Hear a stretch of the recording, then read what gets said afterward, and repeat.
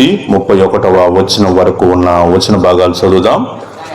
ఆయన బయలుదేరి మార్గమున పోవుచుండగా ఒకడు పరిగెత్తుకుని వచ్చి ఆయన ఎదుట మోకాళ్ళుని, సద్బుద్ధుడు నిత్య జీవమునకు వారసునగుటకు నేనేమి చేయవలనని ఆయనను అడిగాను. యేసు, నన్ను సత్కరించుచునే ఇంటినని చెప్పాను. యేసు అతను చూచి అతను ప్రేమించి, నీకు ఒకటి కొదువుగానున్నది, నీవు వెళ్ళి నీకు కలిగినవన్నీ అమ్మి బీదలకిమ్ము, పరలోకమందు నీకు ధనము కలుగును, నీవు వచ్చి నన్ను వెంబడించమని చెప్పాను. అతడు మిగులు ఆస్తి గలవాడు గనుక ఆ మాటపై 3వ వచనం, అప్పుడు యేసు చుట్టూ చూచి, ఆస్తి గలవారు దేవుని రాజ్యంలో ప్రవేశించడం ఎంతో దుర్లభమని తన శిష్యులతో చెప్పాను. ఆయన మాటలకు శిష్యులు విస్మయముందిరి. అందుకు యేసు తిరిగి వారితో ఇట్లా, పిల్లలారా, తమ ఆస్తి యందు నమ్మిక ఉంచువారు దేవుని రాజ్యంలో ప్రవేశించుట ఎంతో దుర్లభము. ధనవంతుడు దేవుని రాజ్యంలో ప్రవేశించుట కంటే ఒంటె సూది బెజ్జంలో దూరుట సులభము. అందుకు వారు అత్యధికముగా ఆశ్చర్యపడి, అట్లయితే ఎవడు రక్షణ పొందగలడని ఆయన అడిగిరి. యేసు వారిని చూచి, ఇది మనుషులకు, ఒకసారి 27వ వచనం అందరూ కలిసి చదవండి. యేసు వారిని చూచి, ఇది మనుషులకు అసాధ్యమే కానీ దేవునికి అసాధ్యము కాదు, దేవునికి సమస్తము సాధ్యమే అనేను. పేతురు, ఇదిగో మేము సమస్తమును విడిచిపెట్టి నిన్ను వెంబడించుతామని ఆయనతో చెప్పసాగాను. అందుకు యేసు ఇట్లనెను, నా నిమిత్తమును స్వార్థ నిమిత్తమును ఇంటినైనను, అన్నదమ్ములనైనను, అక్క చెల్లెండ్రైనను, తల్లిదండ్రులనైనను, పిల్లలనైనను, భూములనైనను విడిచినవాడు ఇప్పుడు ఇహమందు హింసలతో పాటు నూరంతలుగా ఇండ్లను, అన్నదమ్ములను, అక్క చెల్లెండ్లను, తల్లులను, పిల్లలను, భూములను రాబో లోకమందు నిత్య జీవమును పొందునని మీతో నిశ్చయముగా చెప్పుచున్నాను. నేను మొదటి వారు అనేకులు కడపటి వారగుదురు, కడపటి వారు మొదటి వారగుదురు. చిన్న ప్రార్థన చేసుకుందాం. ప్రేమ కలిగిన తండ్రి, కృప కలిగిన దేవ, నమ్మకమైన ప్రభువా యేసయ్యా, నీ పాదాలకు వందనాలు, స్తుతులు, స్తోత్రాలు చెల్లిస్తా ఉన్నాం. ఈ సాయంకాలం వేళ నేను చదివినటువంటి వచ్చిన భాగాలను బట్టి ప్రార్థిస్తూ ఉన్నాం. ఈ వచ్చిన భాగాలు మాకు అర్థమయ్యేటట్టుగా మీరు వివరించండి. ఏముందో, ఎలాంటి ప్రశ్నలు కలిగి ఉన్నారు, ఎలాంటి ఆలోచనలు కలిగి ఉన్నారు, ఆలోచనలన్నిటికీ ప్రభా మీరు ఈ వాక్యం ద్వారా సమాధానం చెప్పమని కోరుతూ ఉన్నాను తండ్రి. మనుషులకైతే అసాధ్యమే కానీ దేవునికి సమస్తము సాధ్యమని మీరు సెలవిచ్చి ఉన్నారు. కాబట్టి ప్రభా నాయన యేసయ్యా, మీ యొక్క మాట చొప్పున సమస్తము సాధ్యపరచమని కోరుతూ ఉన్నాం. సమస్త మహిమ ఘనత ప్రభావం మీకు ఆరోపిస్తూ యేసునామమున పేరిట ప్రార్థిస్తున్నాను తండ్రి. ఆమేన్, ఆమేన్. వీళ్ళరా, ఈరోజు మనం చదివినటువంటి మాట సమస్తము సాధ్యమే, దేవునికి సమస్తము సాధ్యమే అనే మాట మనం చూస్తూ ఉన్నాం. నేను ఒక చిన్న కథ చెప్పాలని ఆశపడతా ఉన్నా. ఒక రాజ్యం ఉంది. ఆ రాజ్యం చుట్టూతా పెద్ద కోటగోడలు కట్టి ఉన్నాయి. మీకు తెలుసా, ఒక పట్టణం, ఒక దేశం చుట్టూతా పెద్ద పెద్ద కోటగోడలు కట్టి ఉంటాయి. ఏ దేశం చెప్పండి? ప్రపంచ వింతలో అది కూడా ఒక వింత. ఇప్పుడు చెప్పండి, మన దేశానికి వాళ్ళంటే అసలు పడదు. ఇప్పుడు చెప్పండి, మనం వాడే ప్రతి వస్తువు వాళ్ళ నుంచి వచ్చింది. అది చెప్పండి, China wall, the great wall of China అని అంటారు. కాబట్టి the great wall of China అంటే ఆ చైనా చుట్టూతా ఆ దేశంలో ఎక్కి దిగుతూ ఉంటారు. అయితే ప్రియులరా, ఒక రాజ్యం ఉంది. ఆ రాజ్యం చుట్టూ పెద్ద కోటగోడలు ఉన్నాయి. దానికి ఆ రాజ్యంలోనికి అంటే ఆ దేశంలోనికి లేకపోతే పట్టణంలోనికి వెళ్ళటానికి పెద్ద డోర్ ఒకటి ఉంటుంది అన్నమాట. ఓకే, గవిని అంటారు దాన్ని. ఏమంటారు? గవిని. ఆ పెద్ద డోర్ ఉంటే ఆ డోర్కి పెద్ద దాన్ని ఏమంటారు, ఇనప కటకటాలు అంటారు చూసారా, అట్ట మన మోషే అంకులు వెల్డింగ్ చేస్తారు చూసారా, అట్ట పెద్ద పెద్ద కటకటాలు అన్నమాట. దానికి ఒక పెద్ద తాళం వేస్తుంది, ఆ తాళం చాలా పాత అనమాట. ఇప్పుడు కాదు, చాలా కాలం నాటిది. అది ఉంటే లోపల చాలా ధనం ఉంది, బంగారం ఉంది, చాలా ఉన్నాయి. వాటన్నిటిని పొందుకోవాలని చాలా మంది అక్కడికి వస్తున్నారు. వాళ్ళ దగ్గర ఉండేటువంటి రకరకాలైన పనిముట్లు వాడుతున్నారు, కానీ ఆ తాళం అయితే తెలుసుకోవట్లేదు. ఎంత ప్రయత్నం చేస్తున్నా వాళ్ళ వల్ల కావట్లేదు. పెద్ద పెద్ద వాళ్ళు వచ్చారు, లెక్కలు తెలిసిన వాళ్ళు వచ్చారు, రకరకాల తాళాలు బాగు చేసేవాళ్ళు వచ్చారు, ఇంకా ఎవరెవరో చాలా మంది వచ్చారు. దాన్ని ఎప్పుడు ఇటని ప్రయత్నం చేశారు, కానీ వాళ్ళ వల్ల కావట్లేదు. అప్పుడు ఇంక అందరూ ఏమనుకున్నారంటే, ఇది మన వల్ల కాదు, ఇది ఊరి వల్ల కాదు, ఇది సాక్షాత్తు దేవుడు వచ్చినా కానీ దీన్ని ఏం చేయలేడు అనే పరిస్థితికి వచ్చేసారనమాట. అప్పుడు ఒక ముసలాయన ఆ దారిలో నుంచి వస్తా ఉన్నాడు. చాలా పెద్ద వృద్ధుడు అనమాట. వస్తున్నప్పుడు ఆ వృద్ధుడు ఏం చేశాడంటే అది చూసి అతని దగ్గర ఒక తాళం ఉంది, పాత తాళం. ఆ తాళం పెట్టి తీయంగానే వెంటనే తాళం ఓపెన్ అయిపోయింది. కాబట్టి ఇక్కడ మనం ఏం చూస్తున్నామంటే దేవునికి సాధ్యము అనేటువంటి, మనిషికి అసాధ్యం అనేటువంటి చాలా దేవునికి సాధ్యం అవుతాయి. మనుషులు రకరకాల ప్రయత్నాలు చేస్తూ ఉంటారు, ఎన్నెన్నో పనులు చేస్తూ ఉంటారు, వాళ్ళని కాపాడుకోవడానికి, వాళ్ళని రక్షించుకోవడానికి, వాళ్ళు భద్రం చేసుకోవడానికి ఏవేవో ప్రయత్నాలు చేస్తూ ఉంటారు. అయితే అల్టిమేట్ డెసిషన్ ఎవరు తీసుకుంటారంటే దేవుడే తీసుకుంటాడు. అల్టిమేట్ డెసిషన్ ఎవరిదంటే దేవుడిది అనమాట. మనిషి అనుకుంటాడు నా జీవితాన్ని నాకు నచ్చినట్టుగా నేను డిజైన్ చేసుకోగలను అనుకుంటాడు. మనిషి ఏం చేస్తాడంటే వాళ్ళకి నచ్చినట్టుగా జీవించడం కోసం కావాల్సిన చదువుకుంటాడు, కావాల్సిన సేవింగ్స్ చేసుకుంటాడు, ఎన్ని చేస్తాడు. కానీ చివరికి దాన్ని ఎలా వినియోగిస్తాలి అనేటువంటిది మనిషికి అర్థం కానటువంటి విషయం అనమాట. కాబట్టి దేవుడే సాధ్యపరిచేటువంటిది ఎవరంటే దేవుడు. పరిస్థితులన్నింటినీ కూడా సాధ్యపరిచేది ఎవరు చెప్పండి? దేవుడు. మనుషులు అనుకుంటారు, సాధారణంగా మనుషులు అనుకుంటా ఉంటారు నేను చేయగలను, నేను సాధిస్తాను, అది ఇదని అనుకుంటారు. కానీ ఆ చివరికి వచ్చేటప్పటికి ఆ పని పూర్తి కానీ కాదు. కాబట్టి ఆ విషయాన్ని మనం గుర్తుపెట్టుకోవాలి. 27వ వచనం చదువుతా ఉన్నాను. యేసు వారిని చూచి ఇది మనుషులకు అసాధ్యమే కానీ దేవునికి అసాధ్యము కాదు, దేవునికి సమస్తము సాధ్యమే అనే మాట చూస్తా ఉన్నాడు. ప్రియులారా, మనుషులకి అసాధ్యం దేని గురించి అసాధ్యం అని చెప్తున్నాడంటే ముందు చెప్పాడు అనమాట. ధనవంతుడైనటువంటి వాడు దేవుని రాజ్యంలో ప్రవేశించలేడు, వాడి వల్ల కాదు.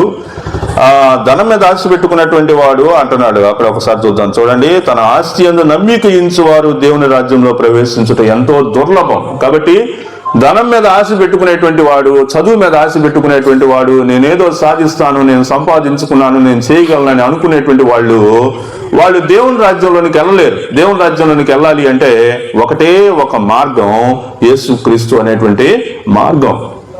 దేవుని రాజ్యంలోనికి వెళ్ళాలి అనుకునేటువంటి ప్రతి ఒక్కడు యేసు ప్రభు అనేటువంటి మార్గంలో నుంచి వెళ్ళాల్సిందే కానీ సొంత ప్రయత్నాల నుంచి వెళ్తాను అని అనుకుంటే అది వాని వల్ల కాదనమాట.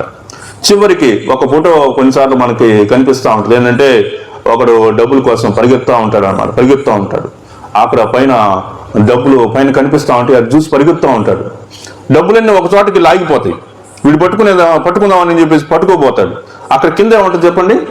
కింద సమాధి ఉంటుంది అనమాట. ఏమంటే చెప్పండి? సమాధి. నువ్వు డబ్బులన్నీ సంపాదించుకొని నేను అంతా బాగా సెట్ అయిపోయానని అనుకునేటప్పటికి అక్కడ నీకు ఏం కనిపిస్తుంది అంటే ఇంక డెత్ ఉంటుంది, అంతకు మించి ఏముండదు. దాన్ని నువ్వు అనుభవించు. నువ్వు సంపాదించినటువంటి సంపాదన ఎవరు అనుభవిస్తారు? అది ఇంకెవరికో ఉంటుంది అన్నమాట. ఈ రోజులో మనం చెప్పలేం. కానీ పురాతనమైనటువంటి దినాల్లో చాలా మంది డబ్బులు సంపాదించిన వాళ్ళంట ఆ డబ్బులన్నీ తీసుకెళ్లి మరి ఒక గొయ్యి దొవ్వి ఆ గొయ్యిలో బిందెలు లాంటివి పెట్టి ఆ బిందెల్లో ఈ నాణ్యాలన్నీ పెట్టి మూసేసేవాళ్ళంట. అర్థమైందా? అక్కడ కొన్ని గుర్తులు పెట్టి పోయేవాళ్ళు. ఒకవేళ వాళ్ళు మరణిస్తే ఆ పొలాలు అంటే సంవత్సరాలు దాటిపోయిన తర్వాత పొలాలు స్థలాలు ఇవన్నీ కొనుక్కునేటప్పుడు కొంతమంది ఏమంటుంటారంటే ఇక్కడ మేము పొలం దవ్వుతా ఉంటే ఆడ ఏమనిపించింది, ఏదో కలకలమైన సౌండ్ వచ్చింది, ఏందని తీస్తే లోపల పెద్ద బిందె ఉంది, ఆ లంకి బిందె అని ఉంది. ఆ బిందెది పగల కొడితే దాంట్లో మట్టి అది పగల కొడితే దాంట్లో అన్ని బంగారపు నాణ్యాలు, వెండి నాణ్యాలు ఉన్నాయి అని చెప్తారనమాట. ప్రియులారా, ఇక్కడ నా దగ్గర నేను ఎక్కువ డబ్బులు సంపాదించాను, నేను ఎక్కువ సేవింగ్ చేశాను, నేను ఎక్కువ ఇది చేశాను, ఒక పెద్ద ఇల్లు కట్టాను, అది చేశాను, ఇది చేశాను, నాది అనే పరిస్థితి దగ్గరికి వస్తాం. మనుషులు ఎక్కడికి వస్తా చెప్పండి? నాది, ఇది నాది, ఇది నాది, అది నాది, నేను అనేటువంటి పరిస్థితుల దగ్గర మనిషి ఉండటానికి ఇష్టపడతాడు. ఎవరయ్యా ఈ మీటింగ్ ఈరోజు భోజనాలు ఎవరు వండారు, భలే ఉన్నాయి భోజనాలు అంటే అప్పుడు వెంటనే నేను నాది, నేనే వండా, ఇలాంటి మాటలకి చాలా ఇష్టపడుతూ ఉంటారు. పిల్లలు గుర్తుపెట్టుకోండి, మనము ఒక లిమిటెడ్ మన జీవితానికి ఏముందంటే ఒక లిమిటెడ్ అనేటువంటిది ఉందనే విషయాన్ని మనం గుర్తుపెట్టుకోవాలా.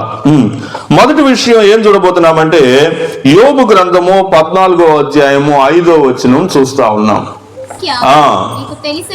కాబట్టి నరుల యొక్క ఆయుష్ కాలానికి ఏముంది చెప్పండి? పరిమితి ఉన్నది. ఒక లిమిటెడ్ పీరియడ్ ఉందన్నమాట. మన యొక్క జీవితానికి ఒక లిమిటెడ్ పీరియడ్. చాలా మంది ఎక్కువ కాలం జీవించడం కోసం రకరకాలైన పరిస్థితులకి వెళ్తూ ఉంటారు కదా. వాకింగ్ చేస్తూ ఉంటారు, చికెన్ మటన్ కావాలంటే మానేస్తారు, ఇంకా వెజిటేబుల్స్ తింటా ఉంటారు, ఇంకా ఏం చేస్తారు, అన్నం ఆపేసి ఏంటయ్యి కొర్రలు, ఊదలు, బొర్రలు ఏవో తింటా ఉంటారు, ఇంకా రాగులు తింటా ఉంటారు. ఎందుకు తింటున్నావు? ఫ్యాట్ కరగాలి. ఎందుకు తింటున్నావు? ఎక్కువ కాలం బతకాలి. మనిషి యొక్క కోరిక ఏంటంటే ఎక్కువ కాలం బతకాలి అని మనిషి యొక్క కోరిక. ఇంకా మనిషికి ఏం కావాలి? ముఖం మీద ఎప్పుడు అందం కావాలి. ఏం కావాలి చెప్పండి? అందం. చర్మం ముడతలు పెడితే తట్టుకోలేదు కదా. పాపం బయటకు రావటం కోసం ఎన్ని ప్రయత్నాలు చేస్తారు అంటే పాపం అది పూసి ఇది పూసి అది పూసి ఇది పూసి ఎలాగైనా ఎలా కనిపించాలి? బయటికి కనిపించడానికి ఎలా కనిపించాలి? యంగ్ గా ఉండాలి, యవ్వనంగా కనిపించాలి, ఎప్పుడు ఫ్రెష్ గా ఉండాలి. నన్ను చూసినా కానీ నా వయసు ఎంత అని అడిగితే వాళ్ళు ఎంత చెప్పాలి? 60 సంవత్సరాలైనా ఎంత చెప్పాలి? 30 ఏళ్ళు ఉంటాయేమో, 30 ఏళ్ళు ఉంటే ఎక్కువ అన్నట్టుగా చెప్పాలా? ప్రియులారా, మనిషికి ఏం కావాలని కోరుకుంటున్నాడంటే పరిమితి లేని జీవితం కోసం ఆరాటపడుతున్నాడు. కానీ మనిషి యొక్క జీవితానికి ఏముంది చెప్పండి? ఒక లిమిట్ ఉంది, పరిమితి ఉంది. అఖిల్ ఎందుకు అంత యవ్వన వయసులో, ఇంకా పెళ్లి కూడా కాలేదు, ఆ వయసులో ఎందుకు మరణించాడు? తెలీదు. దేవుడు అంత పరిమితి పెట్టాడు, అంతే. దేవుడు అంతే పరిమితి పెట్టాడు. ఎప్పుడు వస్తుంది అనే దానికి ఎవ్వరికీ తెలియదు. కొన్నిసార్లు నేను అనుకుంటాను, ఆ బస్ స్టాండ్ దగ్గర, రైల్వే స్టేషన్ దగ్గర, రోడ్డు పక్కన కూర్చొని యాచిస్తూ ఉంటారు. నేను అనుకుంటా ఉంటా, వీళ్ళకి మరణం రాదా? ఎంత వయసు ఉంటుంది? 70-80 ఏళ్ళు దాటినా కూడా అట్నే ఉంటారు. వీళ్ళకి మరణం రాదా? ఎవరు మరణిస్తున్నారు? యంగ్గా ఉన్నవాళ్ళు, ఇంకా మంచి జీవితం ఉంది, వీళ్ళు బతకాలి అనుకున్నటువంటి వాళ్ళు. అలాంటి వాళ్ళు కదా బతకాల్సింది. వీళ్ళు అంటే వాళ్ళు అనకూడదు కానీ ఉద్దేశహీనమైనటువంటి స్థితిలో కూడా ఇంకా వాళ్ళు ఏమవుతున్నారు? బ్రతుకుతూనే ఉన్నారు. మరి ఏంటి పరిస్థితి అంటే, దేవుడు ఒక్కొక్కరికి ఏం చేశాడండి? ఆయుష్ కాలానికి పరిమితి, ఒక లిమిట్ అనేటువంటిది దేవుడు పెట్టాడు. ఒక లిమిట్ అనేది ఉందన్నమాట. అది ఎప్పుడు అనేటువంటిది మనకు తెలియదు. మనకి తెలియదు. మనిషి యొక్క ఉద్దేశాలతోటి, వాళ్ళతోటి మనం తిరిగినంత మాత్రాన్ని చేత కూడా ఆ మరణం అనేటువంటిది ఎప్పుడు సమీపిస్తుందో మనకి తెలియదు అనేటువంటి విషయాన్ని మనము చూస్తా ఉన్నాం. కాబట్టి మరణాన్ని మనిషి సొంతగా తన యొక్క చేతులతోటి మరణాన్ని ఆపేటువంటి శక్తి మనిషికి లేదు. నేను కొన్నాళ్ళు బతుకుతాను, నన్ను ఎవరు జయించలేరు అని చెప్పేసి అనేవాళ్ళు ఎవ్వరూ లేరు. ప్రియులరా, కాబట్టి మనిషిని గురించి మనం చూసినప్పుడు మనిషికి అసాధ్యం అని చెప్పేటువంటి లేవు, కానీ మనిషికి ఒక లిమిటెడ్ పీరియడ్, మరి కరెక్ట్ గా చెప్పాలంటే అసాధ్యమైనటువంటి విషయాలు లేవు, కానీ పరిమితి మాత్రం కలిగినటువంటి విషయాలు మనము చూస్తా ఉన్నాం. రెండవ మాట చూద్దాం, చూడండి.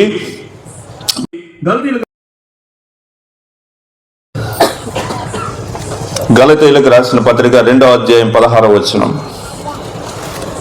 ఇంకొక పరిమితి మనకు అక్కడ కనిపిస్తా ఉందన్నమాట. ఏంటంటే, క్రియల వలన మనం నీతిమంతులము కాలేము. తీసారు ఎవరన్నా?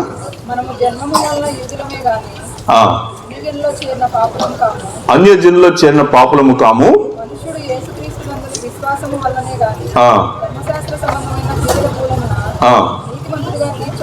ధర్మశాస్త్ర సంబంధమైన క్రియల మూలముగా నీతిమంతుడని తీర్చబడడు కదా.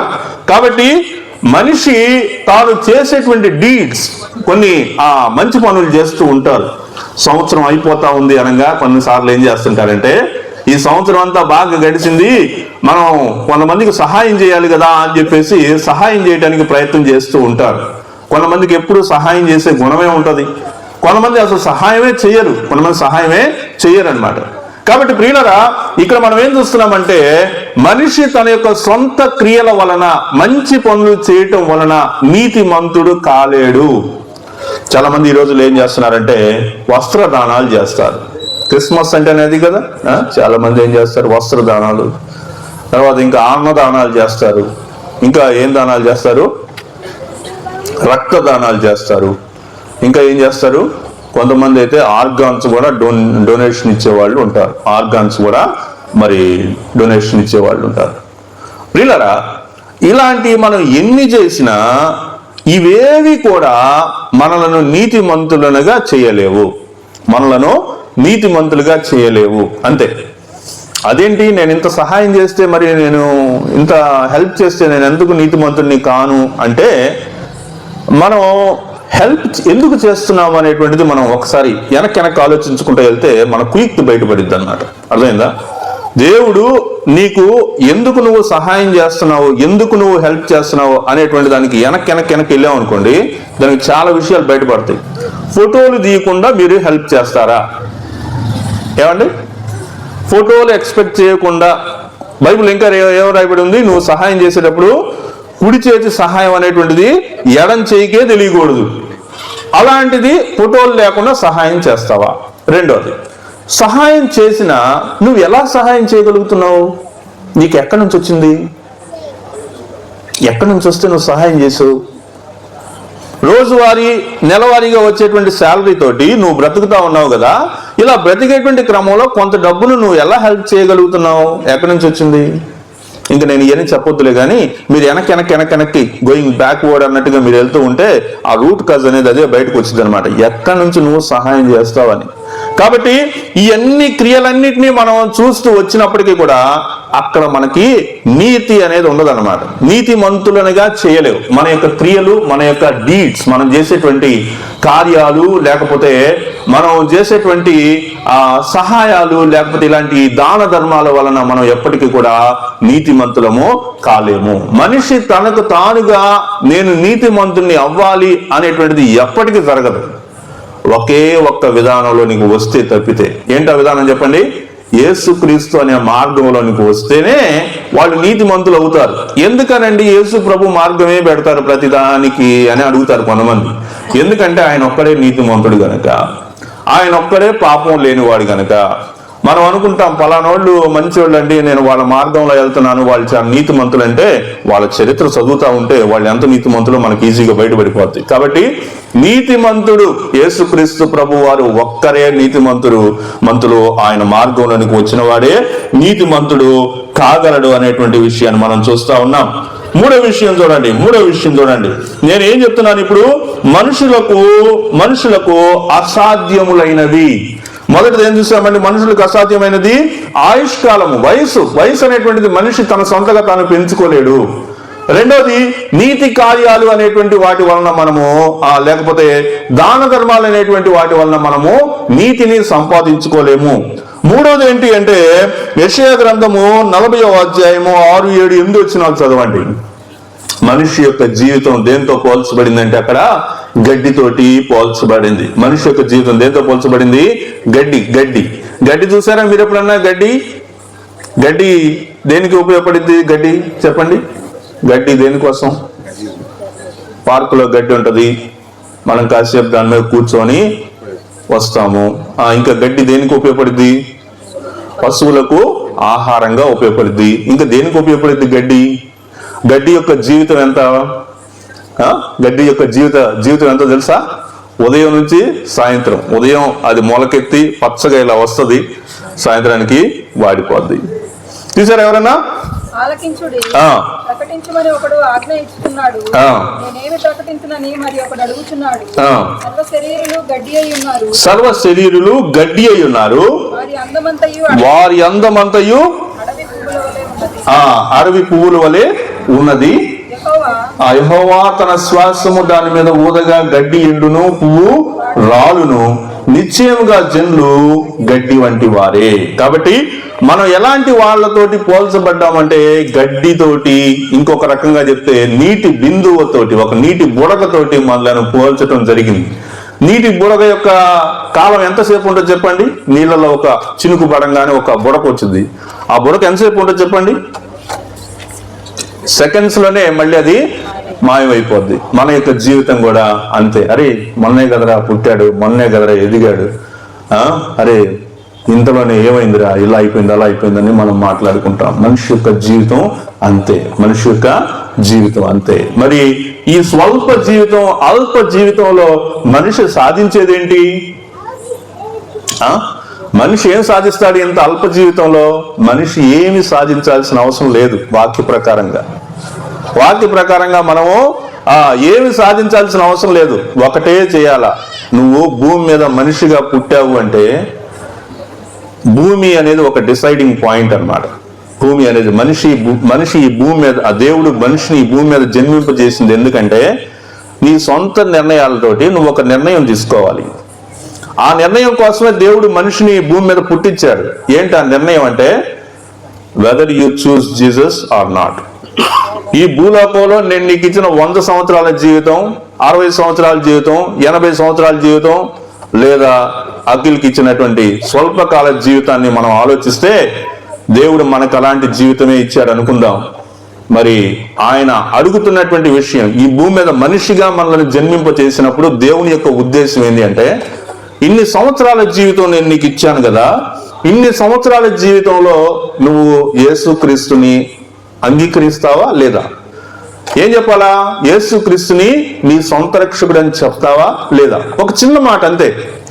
అవునండి, యేసు ప్రభువే నా దేవుడు, ఆయన్నే నేను నమ్ముతున్నాను, ఆయనే నా పాపాల కోసం శిలువలో మరణించాడని నేను నమ్ముతున్నాను అనే ఒక్క మాట నీ నోటితోటి నువ్వు ఒప్పుకోవటం కోసం దేవుడు నీకు ఇన్ని సంవత్సరాల జీవితాన్ని ఈ భూలోకంలో నీకు ఇచ్చాడు. పిల్లరా, ఆయన రోజంతా కూడా చేతులు చాచి మన కోసం చూస్తా ఉన్నాడు అనమాట. ఈ రోజన్నా ఒప్పుకుంటావా, ఈ రోజన్నా ప్రభువుని నమ్ముకుంటావా, ఈ రోజన్నా నన్ను అంగీకరిస్తావా అని దేవుడు రోజు చూస్తా ఉన్నాడు. ఈ రోజు గతించిపోతే ఇంకొక రోజు, ఆ విధంగా నీ జీవితంలో నీకు ప్రతిరోజు ఇస్తానే ఉన్నాడు. ఎందుకంటే ఇప్పటికైనా ఇన్నిసార్లు దేవుని యొక్క వాక్యం విన్నావు కదా, ప్రతిరోజు పాస్టర్ వాక్యం చెప్తా ఉంటాడు వింటున్నావు కదా, ప్రతి ఆదివారం చర్చిలో వాక్యం వింటున్నావు కదా, టీవీల్లో వాక్యం వింటున్నావు కదా, పత్రికల్లో వింటున్నావు కదా, ఇవన్నీ నువ్వు వాక్యం చూస్తున్నావు కదా. ఇన్ని చేసినటువంటి నీవు నన్ను అంగీకరిస్తావా లేదా? ఆయనను అంగీకరిస్తావా లేదా? ఒక చిన్న చాయిస్ అంతే దేవుడు నీ నుంచి కోరుకుంటుంది. అదే అంతే, అంతకు మించి ఏమీ లేదు. అది నువ్వు అంగీకరిస్తే ఆయన యొక్క రాజ్యంలోనికి నిన్ను తీసుకెళ్తాడు. ఒకవేళ నువ్వు అంగీకరించకపోతే ఆయన రాజ్యంలోనికి మనం వెళ్ళాం. ప్రియులరా, అఖిల్ గురించి నేను కొన్ని విషయాలు మీతోటి చెప్పనా. అఖిల్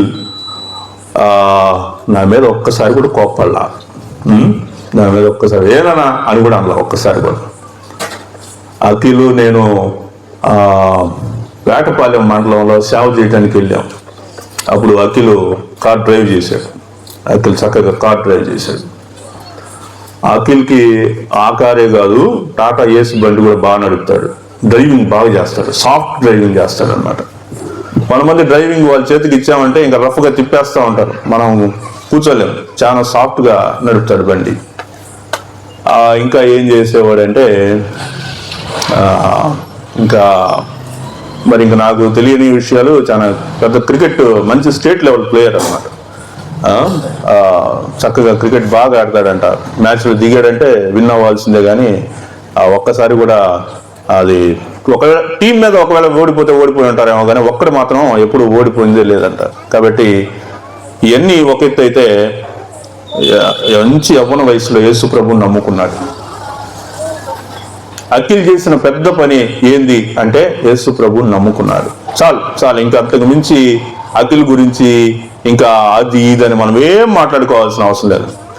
దేవుడు ఈ భూలోకంలో ఎందుకు మనిషిని జన్మింప చేశాడో ఆ పనిని అఖిల్ ఒప్పుకున్నాడు. ఎస్, నేను యేసు ప్రభువుని నమ్ముకున్నాను, యేసు ప్రభువే నా దేవుడు, ఆయన నా కోసం శిలువలో మరణించాడు అని తన నోటితోటి ఒప్పుకున్నాడు. సంఘం ఎదుట బాప్తిసం తీసుకున్నాడు, ప్రభు బలలో పాల్గొన్నాడు. ఆ తర్వాత ఇంకా స్టేజ్ దగ్గర అప్పుడప్పుడు నిలబడి పాటలు కూడా పాడాడు. పిల్లరా, దేవుడు అంతవరకు తనకి ఇచ్చినప్పుడు అంతవరకు ఇవ్వబడినటువంటి తన యొక్క జీవితాన్ని చక్కగా పూర్తి చేసుకున్నాడు. తర్వాత మరి జీవితంలో ఎవరికైనా ఎప్పుడైనా ఎలాంటి అయినా కానీ జరగవచ్చు, చెప్పలేము కదా. మరి మనకు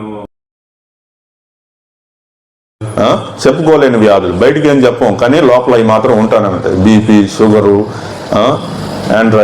థైరాయిడ్, తర్వాత నెక్స్ట్ ఇంకా ఏంటి ఇట్లాంటివి చాలా ఉంటాయి. ఇవన్నీ చెప్పుకోలేం బయటికి, అంతా బయటకు మాత్రం బాగున్నాం హ్యాపీగా ఉన్నాం అన్నట్టుంటాం.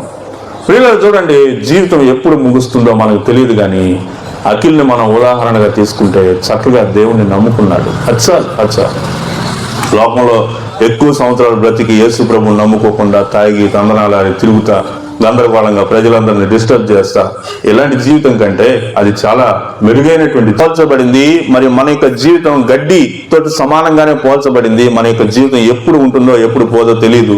కాబట్టి అలాంటి అల్ప జీవితానికి దేవుడు ఇచ్చినటువంటి పెద్ద చాయిస్ ఏంటంటే whether you may choose the God or not. ఈ భూలోకంలో దేవుడిని యేసు ప్రభువుని నువ్వు ఎన్నుకుంటావా లేదా, ఇదే ఒక్కటే ఒక యాంగిల్ అన్నమాట. కాబట్టి ఆ యేసు ప్రభువుకి దూరంగా మనం జీవించకూడదు, యేసు ప్రభువుకి దగ్గరగా జీవించాలి, ఆయన మార్గంలో మనం నడుచుకోవాలి. కాబట్టి ఈ విషయాలతోటి మనం ముందుకెళ్తా ఉన్నాము. మరి మనిషికి అసాధ్యము అనేటువంటి విషయాల్లో ఇంకోటి ఏంటంటే దేవుని ప్రణాళికను అర్థం చేసుకోవాలి అని అనుకోవటం పొరపాటు. నేను ఎందుకు పుట్టించాడు, ఎప్పుడన్నా మీరు అర్థం ముందు నిలబడి నేను ఎందుకు పుట్టాను అని మీరు ఎప్పుడన్నా ఆలోచించారా? నేను ఎందుకు పుట్టాను, what is the purpose of my life, నా జీవితం యొక్క ఉద్దేశం ఏంటి, అసలు నేను ఎందుకు పుట్టాను ఈ భూలోకంలో అనేది ఎప్పుడన్నా మీరు ప్రశ్నించుకున్నారా? ఒకవేళ మీరు ప్రశ్నించుకుంటే దానికి సమాధానం మనకు దేవుని దగ్గర నుంచి బాగా తెలుస్తుంది అన్నమాట. దేవుడు ఈ భూలోకంలో మనల్ని ఒక ప్రత్యేకమైన పర్పస్ మీదే పుట్టిస్తాడు. గుర్తుపెట్టుకోండి, నేను ఎందుకో పుట్టానులే, మా అమ్మ మా నాన్నకు పుట్టాను, ఏదో ఎదిగాము, పెళ్ళయింది, పిల్లలు పుట్టారు, వాళ్ళని బతికించుకుంటూ వాళ్ళని పెంచుకుంటా ఉంటాం, తర్వాత వాళ్ళకు పెళ్లి చేస్తాం, ఈ లోపల మనకు వృద్ధాప్యం వచ్చి రోగాలు వస్తాయి, తర్వాత ఫోటో ప్రేమలోకి ఎక్కుతాం, ఇంతే కదా అని అనుకుంటున్నారా? కాదు. అది మనల్ని ఏం చేస్తాడంటే, సైతాన్ ఏం చేస్తాడంటే ఇలాంటి పద్ధతుల ద్వారా మనల్ని తీసుకెళ్ళి అసలు దేవుడు నన్ను ఎందుకు తయారు చేశాడు, నన్ను ఎందుకు ఈ భూలోకంలో మనిషిగా జన్మింపజేశాడు, అసలు నా ఉద్దేశం ఏంటి అనేది మనం మర్చిపోయేలాగా చేస్తాడనమాట. చచ్చిపోయేదాకా అసలు నేను ఎందుకు పుట్టాననే విషయమే మనకు అర్థం కాదు. కాబట్టి దేవుడికి నీ గురించి ఒక ప్రణాళిక ఉంది. ఒక భక్తుడు ఒకసారి, ఆయన మంచి ఇంజనీర్ అన్నమాట. ఇంజనీర్ అయితే ఆయన కార్లో వెళ్తా ఉంటే ఎదురుగా ఒక వేరే కార్ ఒకటి వచ్చి ఎదురుగా వచ్చి పక్కకి దాని టైర్ పంచర్ అవటం వల్ల దీనికి ఈయన కారు గుద్దేసింది అన్నమాట. గుద్దేయంగానే ఈయన కాలు ఫ్రాక్చర్ అయ్యి లోపల ఇరుక్కుపోతే ఆయన్ని తీసుకొచ్చి హాస్పిటల్లో జాయిన్ చేసి ఆయనకి ట్రీట్మెంట్ ఇస్తా ఉన్నప్పుడు పక్కన ఇంకో పేషెంట్ ఉన్నాడు. ఆయన కూడా సేమ్ కాలు ఇరిగిందనమాట.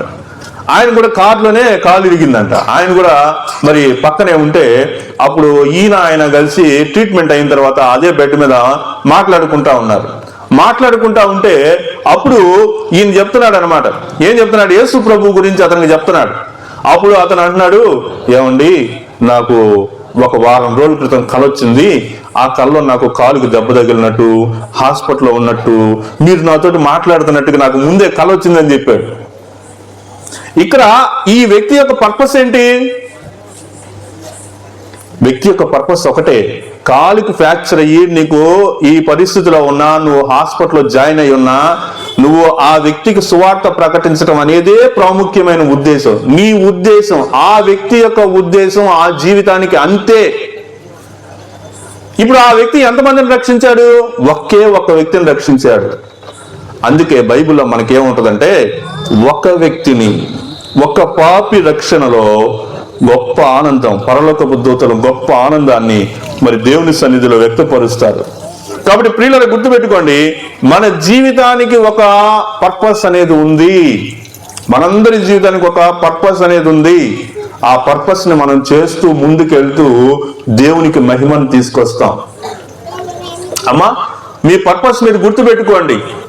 ఆ ఉద్యోగం చేస్తున్నాం కదా అంటే ప్రార్థన చేయండి, ప్రభువా నేను ఉద్యోగం ఇక్కడ ఎందుకు చేస్తున్నాను, దీనివల్ల నేను నీ నామాన్ని ఏమైనా మహిమపరచగలుగుతానా, నా యొక్క జీవితం యొక్క ఉద్దేశం ఏంటని మీరు అడిగితే ఆయన తప్పకుండా మీకు బయలుపరుస్తాడు. అంతేగాని మీరు ముందుగానే ఊహించేసుకొని నేను ఇలా అవుతాను అలా అవుతానని మీరు అనుకోవద్దు. ఎందుకంటే చిన్నప్పుడు మీరు అందరూ చెప్పుంటారు, పెద్ద అయితే ఏమవుతావు అంటే డాక్టర్ అవుతాను, టీచర్ అవుతాను అని చెప్పుంటారు. 10th క్లాస్ రిజల్ట్స్ వచ్చిన తర్వాత అది మారిపోద్ది కదా. ఆ తర్వాత ఇంటర్మీడియట్ లో చేరతారు, అప్పుడు మార్కులు వచ్చిన తర్వాత మళ్ళీ అది మారిపోద్ది. డాక్టర్ పోయింది, ఈసారి మెడికల్ సీటు పోయింది, తర్వాత ఫార్మసీ పోయింది, అన్ని పోయింది. ఇంకా చివరికి ఏమొస్తుంది చెప్పండి? అటు ఇటు కానీ ఏదో ఒక చిన్న కోర్సు మనం చేస్తాం. చేసి డాక్టర్ లెవెల్లో ఊహించుకున్న వాళ్ళం ఏదో ఒక చిన్న నర్సు గాను కాంపౌండర్ గాని ఎక్కడో పని చేస్తూ ఉంటారు. ఏందంటే జీవితం.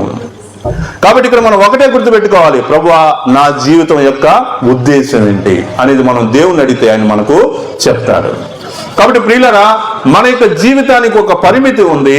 అయితే ఈ పరిమితిని అపరిమితమైనటువంటి విధానంలోనికి తీసుకెళ్ళడానికి ప్రభు అయినటువంటి యేసుక్రీస్తు వారు వచ్చి ఉన్నారు. మరి నేను ముగిస్తాను. చూడండి, ఇక్కడ అపరిమితమైనటువంటి విషయాలు ఏంటి అంటే, మనిషికి అర్థం కానటువంటి, మనిషికి గోచరం కానిటువంటి, మనిషి చెయ్యలేనటువంటి పనులను చేసి చూపించటమే అసాధ్యమైనటువంటి విషయాలు. మనిషి తన సొంతగా మరి ఏం చేయలేడు అంటే నిత్య జీవితం అనేటువంటి దాన్ని పొందలేడు. మనందరం క్రైస్తవులు ఎందుకు అయ్యాము అంటే ఒకటే కారణం, పరలోకం పోవాలి. నిత్య జీవితం అంటే ఏంటి? చావు అనేది లేనటువంటి ఒక జీవితం, నిరంతరాయంగా జీవిస్తూనే ఉండాలి అనేది కోరిక, అంతే కదా. ఈ భూలోకంలో కూడా మనిషికి ఉండే కోరికలు అయ్యే కదా. ఏముండాలి చెప్పండి? ఎక్కువ కాలం బతకాలి. ఎక్కువ కాలం అంటే ఎన్ని సంవత్సరాలు? అది చెప్పం. ఎన్ని సంవత్సరాలు బతుకుతూనే ఉండాలి. ఏ వయసులో బతకాలి? మంచి యవ్వన వయసులోనే బతకాలి. ఇటు పిల్లతనం వద్దు, అటు ముసలితనం కూడా వద్దు. ఎంతకాలం బ్రతకాలి? ఇంక బతుకుతూనే ఉండాలి. ఆ జీవితం భూలోకంలో లేదు, కానీ ఆ జీవితం మనకి పరలోకంలో ఉంది. నిత్యత్వం అనేటువంటి దానిలో మనకి దొరుకుతుంది. అది ప్రభు అయినటువంటి యేసుక్రీస్తు వారు మనకి ఇస్తారన్నమాట. ప్రియులారా, తర్వాత మనం ఇంకా సాధ్యం చేయగలిగినటువంటి, దేవుడు మనకు సాధ్యం చేసేటువంటి విషయాలు ఏం మనం చూస్తూ ఉన్నామంటే, నలిగినటువంటి వారిని, తర్వాత బాగా కృంగిపోయినటువంటి వారిని దేవుడు ఏం చేస్తాడంటే ఆయనే బలపరుస్తాడు. ఈ జీవితంలో మనం కోల్పోయినటువంటి విషయాలను బట్టి మనం జీవితాంతం ఏమవుతుంటామంటే బాధపడుతూనే ఉంటాం. ఈ బాధ అనేటువంటిది పోనే పోదు. మనం ఎన్ని విధాలుగా ప్రయత్నం చేసినా, ఎన్ని విధాలుగా మనల్ని మనం అణుచుకొని, మనం ఏదో ఒక మార్గంలో మనం శాంతి సమాధానం పొందాలని అనుకుంటాం, కానీ మనం ఎక్కడి నుంచి పొందలేము. ప్రభు వారు మాత్రమే మనను ఆదరించేటువంటి వారు అనే విషయాన్ని మనం చూస్తా ఉన్నాం. ప్రియులరా, నేను చివరిగా ఈ మాట చెప్తా ఉన్నాను. చూడండి, దశలోనికైలకు రాసిన మొదటి పత్రిక 5వ అధ్యాయము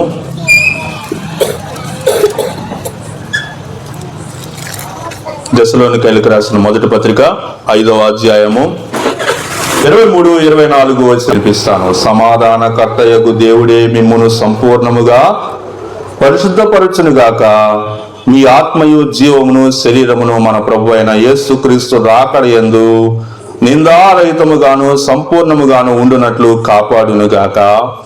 మిమ్మును పిలిచిన వాడు నమ్మకమైన వాడు గనుక అలాగూ చేయను. మనకు 3 విషయాలు చెప్తా ఉన్నాడు ఇక్కడ మనం కలిగి ఉండాలని. ఏమంటున్నాడంటే, ప్రభు రాకడ యందు నిందారహితముగాను పూర్ణముగాను ఉండునట్లు కాపాడునుగాక. కాబట్టి మనం నిందారహితముగా, తర్వాత సంపూర్ణముగా ఆయనలో కొనసాగేటువంటి క్రమంలో మనం ఏం అర్థం చేసుకుంటామంటే ఆ యొక్క లిమిట్ అనేటువంటి పరిస్థితి నుంచి అన్లిమిటెడ్ అనేటువంటి పరిస్థితిలోనికి వస్తాం. ఎవ్రీథింగ్ ఈజ్ పాసిబుల్, ఇంపాసిబుల్ అనేటువంటి, అసాధ్యము అనేటువంటి పరిస్థితి నుంచి మనం ప్రతిదీ దేవునికి సమస్తము సాధ్యమే. ఆయనలో నీ ఉంటే అన్నీ సాధ్యమే. ప్రియులారా, ఈ భూలోకంలో మనిషి ఏమైతే పొందాలనుకుని పొందలేకపోతాడో, ఆ పొందలేకపోయేటువంటి విషయాలన్నీ యేసుక్రీస్తు ప్రభు వారి ద్వారా మనం సాధ్యంగా మార్చుకోగలుగుతాం. అతి కృప దేవుడు మనకు దయచేయునుగాక. ప్రియులారా,